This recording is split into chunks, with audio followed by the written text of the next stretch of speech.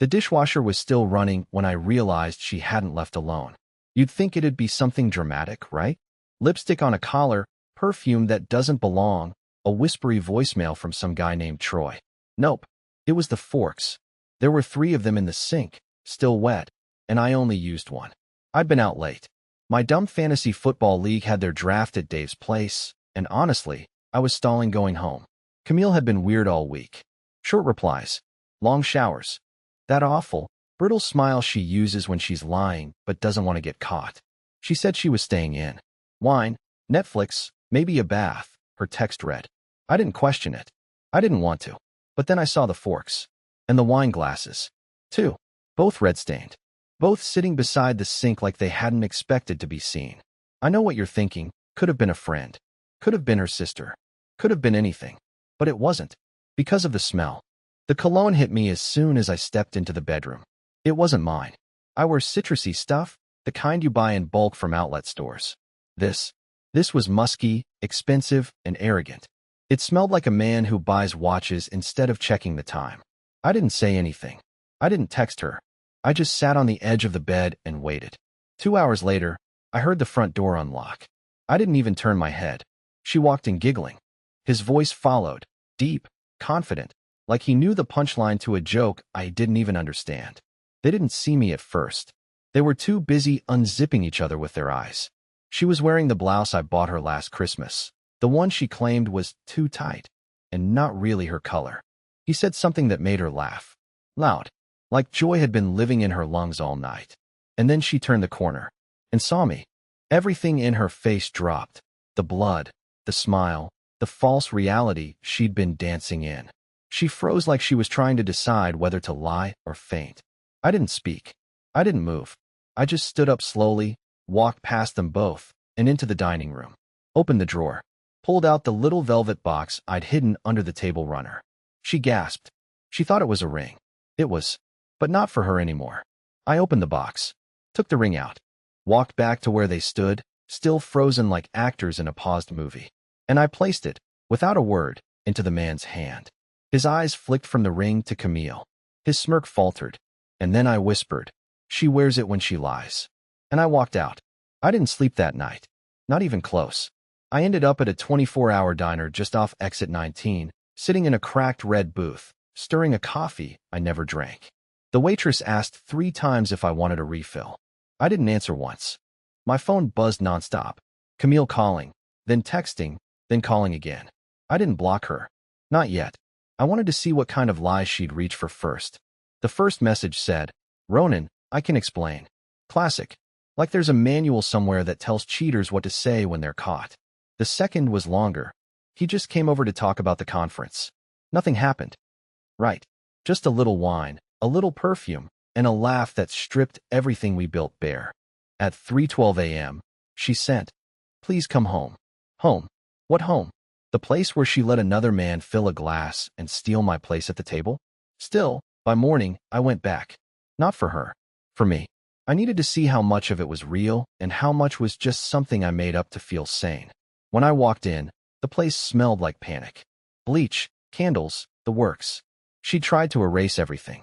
But the house remembered. There were 2 wine stains on the rug, one big, one faint, like someone had tried to scrub it out too late. Her heels were in the corner, next to his leather jacket. She missed that. Or maybe she left it there hoping I'd believe it was mine. I found her in the bathroom, sitting on the floor with mascara running down her cheeks. She didn't speak. She just looked up at me like a kid caught sneaking out after curfew. "You lied," I said. She didn't deny it. She just reached for my hand. I didn't give it. "I was lonely," she whispered, as if that was a valid excuse to bring another man into our bed. "I was here."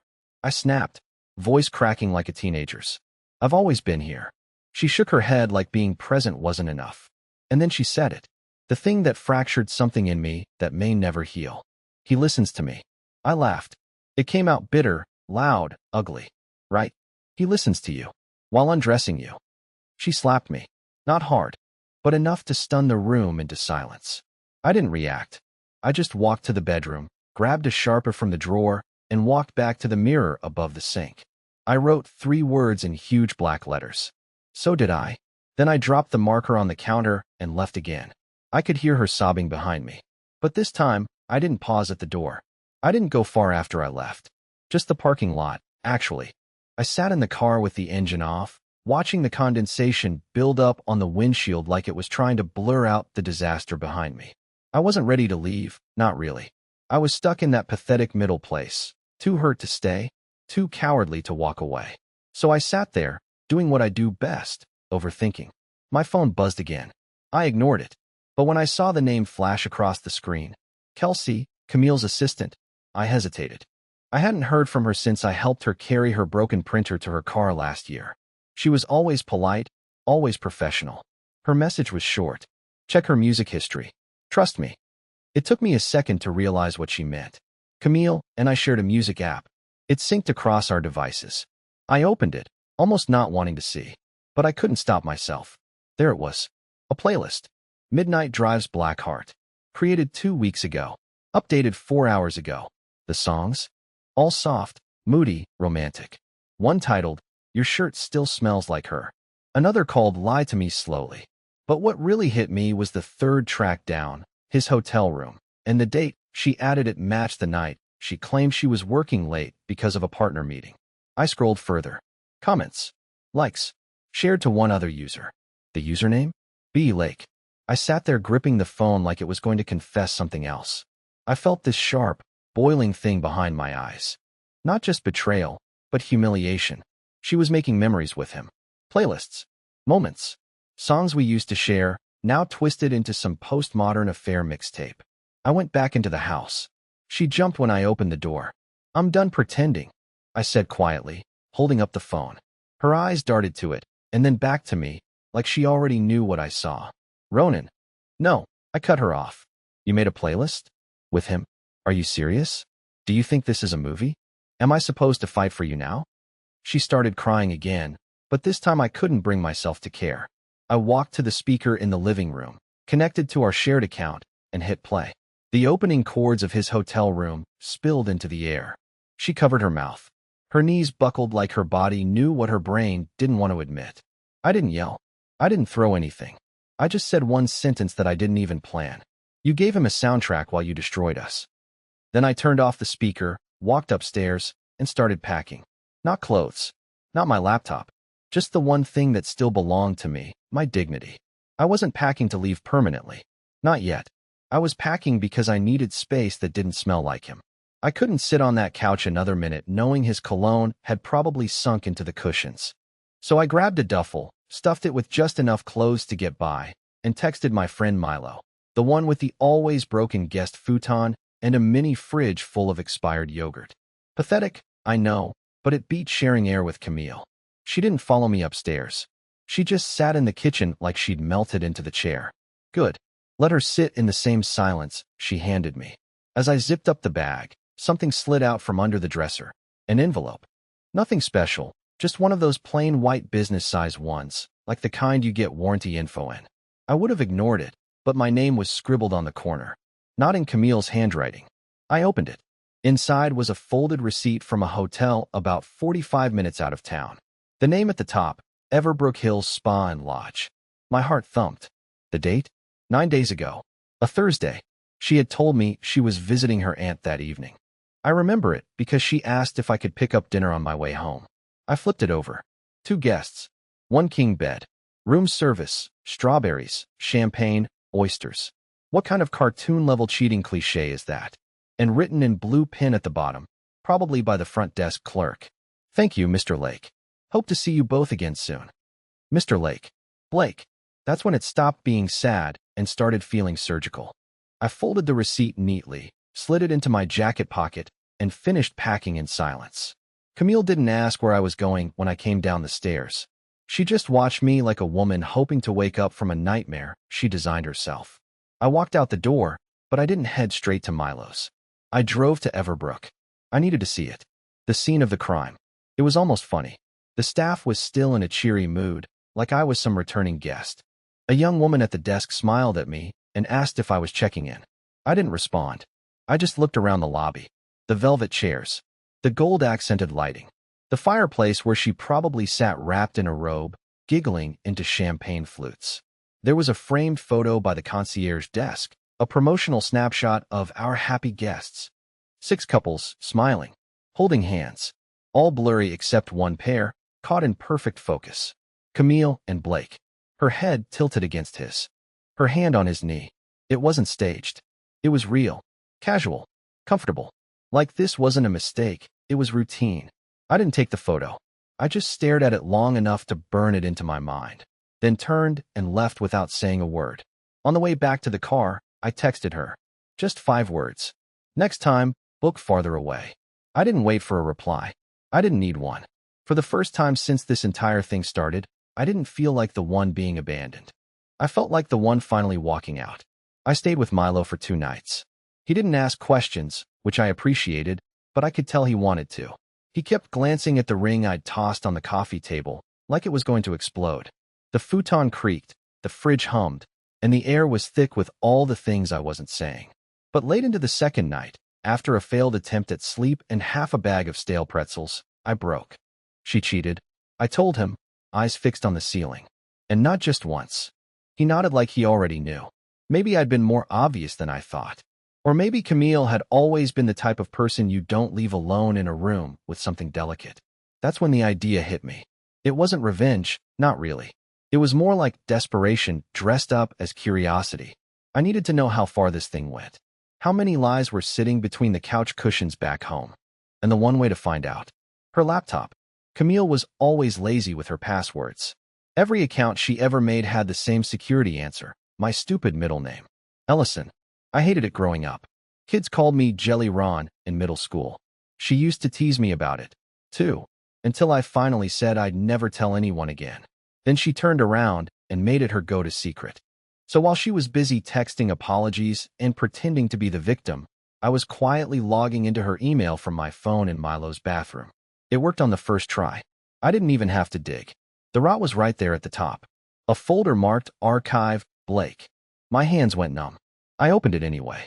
Inside were threads of messages going back months. Not days. Not weeks. Months. The first one was from a business trip she claimed had gone so boring, she binged a whole season of some legal drama in her hotel bed. Except she wasn't alone in that bed. There were messages about that night. About the robe that didn't fit. The overpriced room service. The way he'd made her feel alive again. I kept scrolling, and it got worse. Inside jokes. Code words. Attachments. She'd sent him photos, nothing graphic, thank God, but personal. Things she never even shared with me. Her in the mirror at work. Her barefoot in the garden. Her holding the mug I bought her on our honeymoon with Wife Life, printed across it like some sick joke. And then I saw the worst part. She'd told him about me. Not just in passing. She mocked me. Screenshots of our texts. Captioned, Ronan trying to be deep again, face with rolling eyes. He made soup and called it a romantic surprise, face with tears of joy. I felt sick. Physically sick. I dropped the phone in the sink and gripped the edges like the world was tilting. It wasn't just betrayal. It was betrayal with commentary. I didn't cry. I wanted to. But all that came out was this cold, silent rage that settled behind my ribs like frost. I took screenshots. Dozens. Then I logged out, wiped the browser, and stared at myself in Milo's bathroom mirror. She made me a joke in her secret world. And now I was going to remind her who taught her how to laugh in the first place. I didn't confront her right away. That would have been too easy for her. Let her cry. Let her spin it. Let her weaponize guilt. No. I wanted her to feel the slow collapse of everything she thought she still controlled. So I went back home, like nothing happened. It was almost funny how fast she jumped to pretend things were normal. She'd cleaned the whole house, cooked this elaborate dinner she clearly found online. Some Pinterest-tier lemon-thyme chicken with roasted vegetables arranged like a magazine spread. Candles were lit. Her hair curled. That one song she always played during anniversaries floated faintly in the background. She was trying to reverse time. Fix the scene. Turn betrayal into an afterthought. I sat at the table. I didn't eat. She sat across from me, smiling like a nervous intern. I just wanted to do something special, she said. I nodded. I didn't touch the fork. She reached across, touched my hand, and whispered, Can we start over? I looked at her, looked through her.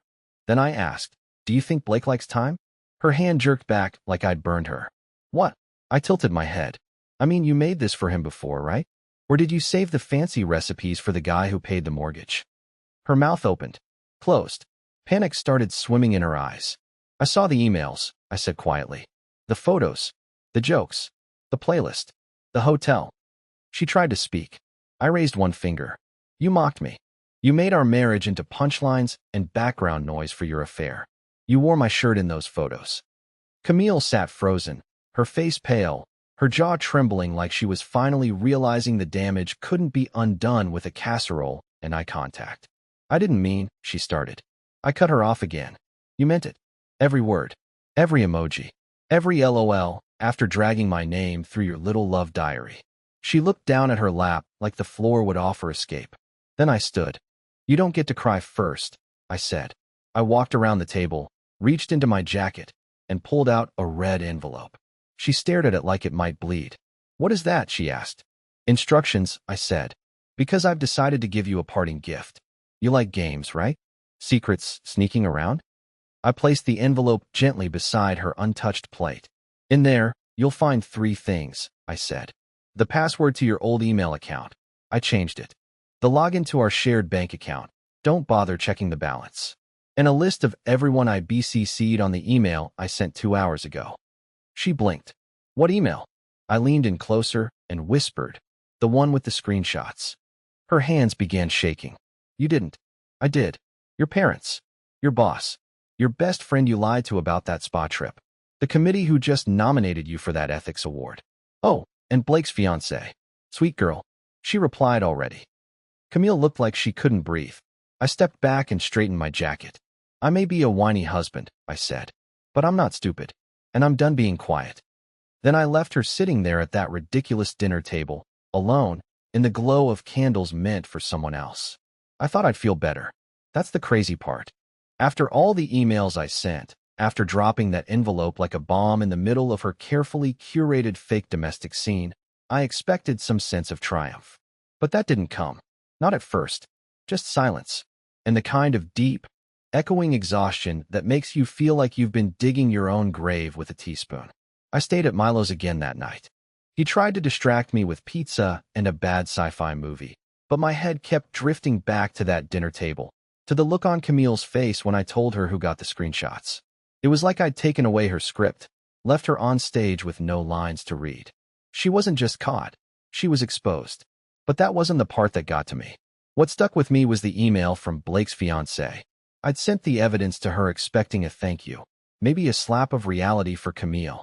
Instead, her reply came just 3 hours later, and it wasn't what I expected. It simply said, let's meet. I have something for you. Attached was an address. At first I thought it might be a setup. Maybe she didn't believe me. Maybe she wanted to scream at me for blowing up her life. But something about the tone, so calm, almost rehearsed, made me go. The next morning, I drove to the address. It was a quiet suburb, one of those too perfect places with little white fences and recycled bins lined up in military precision. She met me at the door, already holding a small black box in her hands. Her name was Lila. She was prettier than Camille in that effortless, non-theatrical way. No fake lashes. No performative sadness. Just steady eyes and a posture like she hadn't been surprised in years. Come in, she offered. I shook my head. I'd rather not. She nodded once, then held out the box. This was Blake's. He left it at my place when he moved out 2 weeks ago. I hesitated, then took it. Wait, he moved out already? She actually laughed. Dry, humorless. He thought he was sneaky. But cheaters are always boring. Patterns are easy to catch. I opened the box right there on the porch. Inside was a stack of printed photographs, and at the very bottom, a flash drive. Photos of Camille and Blake. Together at restaurants, parks, even one at our neighborhood farmer's market. Camille said she only went there for herbs. Apparently, she also went for hand-holding and public cheating. I started taking those 2 months ago, Lila said softly. I wasn't sure at first, but then I saw her name on a reservation he forgot to delete from our shared calendar. I stared at her. So you knew this whole time? She looked past me, toward the street. I wanted to see how far he'd go, how far she would. And now, her voice tightened. Now I want them both to rot. She handed me a final envelope. And there is a copy of a cease and desist. I'm pressing charges for defamation and professional sabotage. She emailed my employer pretending to be a client and tried to get me fired. I traced it back to her IP address. I was speechless. Lila folded her arms. So, I think it's safe to say Camille and Blake made the same mistake. What's that? I asked. They underestimated who they betrayed. And just like that, she went back inside and shut the door. I stood there for a long time with that box in my hands, realizing I hadn't just caught Camille cheating. I'd stepped into a war she didn't even know she'd started. And it was only getting started. I didn't go back to the house right away. After meeting Lila and seeing just how deep Camille's deception really ran, something inside me finally clicked. Not in a dramatic, movie-worthy way. No slamming fists, no shouted threats. Just quiet. The kind of quiet you feel when the storm's finally done destroying everything. I sat in my car with that black box on the passenger seat, watching the sun come up over a strip mall. There was a coffee shop opening, a delivery truck beeping, a kid with a backpack waiting for the bus. Life didn't stop just because my marriage did. And somehow, that made everything feel a little less tragic. Camille blew up my phone all morning. Missed calls, paragraph texts, voice messages that started with apologies and ended in begging. But I didn't listen. I didn't answer. Instead, I drove to the lawyer's office. I'd printed out everything. Emails, photos, receipts, the playlist, even the cease and desist letter from Lila. The lawyer barely blinked. He'd seen it all before. But when he looked up from the stack and asked, "Do you want revenge or release?" I didn't have to think. "Release," I said. Camille was served 2 days later. She didn't try to fight it. I think some part of her knew she'd already lost. Still, she tried to write me one last letter. It arrived in a padded envelope, handwritten, probably hoping to pull on some old memory of who we used to be. I never opened it. I threw it in the fireplace at Milo's and watched the flames eat her words before I could. And as for Blake, Lila didn't just expose him, she ended him. His company dropped him. His family cut ties. I heard he left town. Good. Let him start over somewhere new, preferably alone, preferably broke. But here's the twist I didn't expect. I didn't stay broken. It started small. A job offer came through from a client who'd heard what happened and wanted to help me land on my feet. Then I moved out of Milo's and into a little rental near the lake. Quiet, peaceful, the kind of place where your thoughts can stretch without bumping into old ghosts. And then one day, while grabbing a coffee, I met someone. Her name was Leona. She complimented my grumpy hoodie, and I laughed harder than I had in months. She didn't know my past. She didn't know Camille. She just saw me, tired, awkward, trying, and smiled anyway. We're taking things slow. No big declarations. No playlists. Just coffee, long walks, shared silences that don't feel heavy. And every now and then, I catch myself thinking, maybe I needed to be broken like that. Maybe I had to lose someone who didn't value me just to remember I was never the one unworthy. Camille lost more than a husband. She lost the one man who still believed in her when she stopped believing in herself. And me? I found freedom in the ashes of her lies. No revenge. No screaming. Just the ring, the receipts, and walking away before she even thought to stop me. And that was the last word between us. Not rage. Not goodbye. Just silence. And peace.